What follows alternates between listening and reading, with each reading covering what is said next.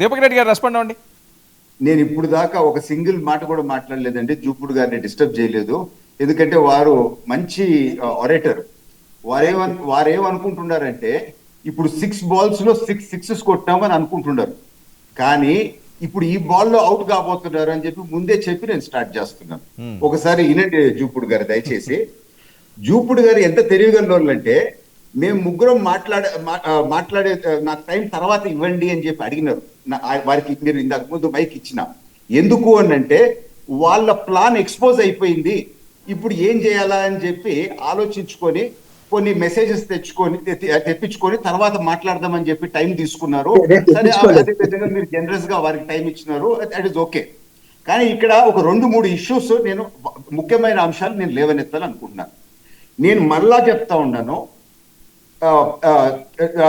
మీరు రమ్మంటే మేము ఇక్కడికి వచ్చినాము, దిగి రాండి కిందకి, మీరు రాకపోతే ఎట్టా అని చిరంజీవి గారు జగన్మోహన్ రెడ్డి గారిని ముఖ్యమంత్రిగా ఉండేవారిని నిలదీసినట్టు అనే విధంగా వచ్చింది అని అంటే అది ఇద్దరికి డెలికేటే కదా.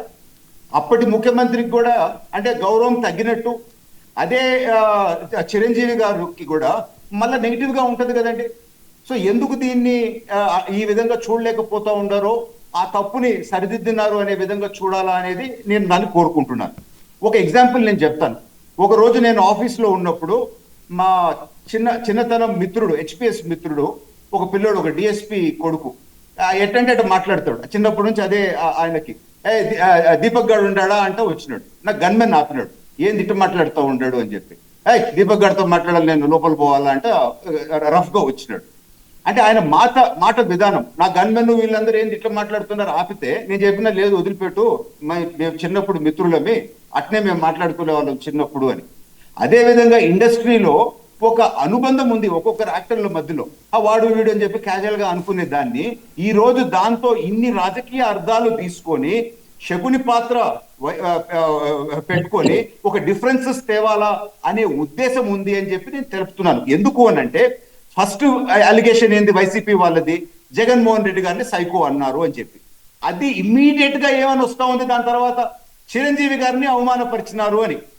అంటే రెండు మీరు మాటలు చూస్తే అసలు కారణం ఏంది, ఇక్కడ రాజకీయ ఉద్దేశమే, అక్కడ జగన్మోహన్ రెడ్డి గారిది కాదు, అది చిరంజీవి గారిని తీసుకొని వచ్చి వారిని అవమానపరిచినారు అని చెప్పి వాళ్ళ సొల్యూషన్ ఏంటి? దీపక్ రెడ్డి గారు, దీపక్ రెడ్డి ఇది నెవర్ ఎండ్ టాపిక్, దీనికి సొల్యూషన్ ఏంటి? నేను వస్తాను, సరే ఒక 2 మాటలు నేను చెప్తాను. నేను వైఎస్ఆర్ పార్టీ లీడర్లందరినీ నేను కోరుకునేది ఏంది అని అంటే, సైకో గాడు అనే ఒక మాట అనిన దానికి ఈ రోజు పొద్దున్న లేచి సాయంత్రం దాకా ఆ సైకో టైటిల్ జగన్మోహన్ రెడ్డికి పేటెంట్ ఉంది అనే విధంగా మాట్లాడతాము. మీరందరూ చేసేది కరెక్టా, ఒకసారి మీరు ఆలోచించుకోండి అని చెప్పి వైసీపీ వాళ్ళని అడుగుతూ ఉన్నాను. పాదయాత్రలో నేను లోకేష్ గారితో పాటు ఉండేనండి.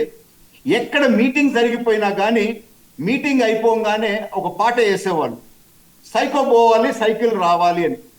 దాన్ని ఎవరు పేరు చెప్పలే, కానీ ప్రజలందరూ ఆ మీటింగ్ లో ఉండేవాళ్ళు పూనకం వచ్చినట్టు ఊగిపోయేవాళ్ళు, ఆ జెండాలు ఊపుతా, ఆ కండువాలు ఊపుతా. అంటే ప్రజల్లో ఒక అభిప్రాయం వచ్చిందండి. ఎందుకు వచ్చింది ఆ అభిప్రాయం అనేది నాకు తెలీదు, అది ఒకసారి మీరు ఆలోచించుకోండి. నేను ఈరోజు సోషల్ మీడియా చూసినానండి, ఏమి కామెంట్స్ పెట్టినారు అని చెప్పి. దాంతో ఏమైనా కామెంట్స్ ఉన్నాయి తెలుసా, తండ్రి చనిపోయినప్పుడు శవం అక్కడ పెట్టుకొని సంతకాలు పెట్టించుకున్నాడు, నేను సీఎం కావాలని చెప్పి, ఇది సైకోతనం కాదా అని చెప్పి ఎవరో ఒకరు పెట్టుండరు. మరొకరు తల్లిని చెల్లిని ఇంటి బయటికి గెట్టేయటము ఇది సైకోతనం కాదా అని చెప్పి ఒకరు పెట్టినారు. మరొకరు సొంత చిన్నాయిని గొడ్డలతో చంపేయటము ఇది సైకోతనం కాదా అని ఒకరు పెట్టినారు. నేనేమంటలేదు, కాదు నేను దాని లోపలికి రాదలుచుకోలేదు, ప్రజలు ఆ అభిప్రాయంలో ఉండరు. సరే, సో ఇది సమస్య ఒకటైతే, ఇది వైఎస్ఆర్ పార్టీ వాళ్ళు రాజకీయ లబ్ధి పొందాలా అని చెప్పి ఇదేదో అన్నారు చిరంజీవి గారిని. సరే, ఓకే కాదు సార్, ఇప్పుడు దీపక్ రెడ్డి గారు ఇంత డిస్కషన్ అవుతున్నది కాదు సార్. దీపక్ రెడ్డి ఖచ్చితంగా నేను తెలుపుకుంటున్నానండి. ఓకే, ఇక్కడ ఒక పాయింట్, ఎంత జరుగుతుంది ఏముంది, ఒక్క మాట నేను ఆ రకంగా అనలేదు, నాది ఆ ఉద్దేశం కాదు అని చెప్తే ఏంటి, ఏమైనా కొంపలు మునిగిపోతాయా? లేని దానికి చెప్పాలనా అండి? సో ఆయన చెప్పరు, సరే ఓకే ఫైన్.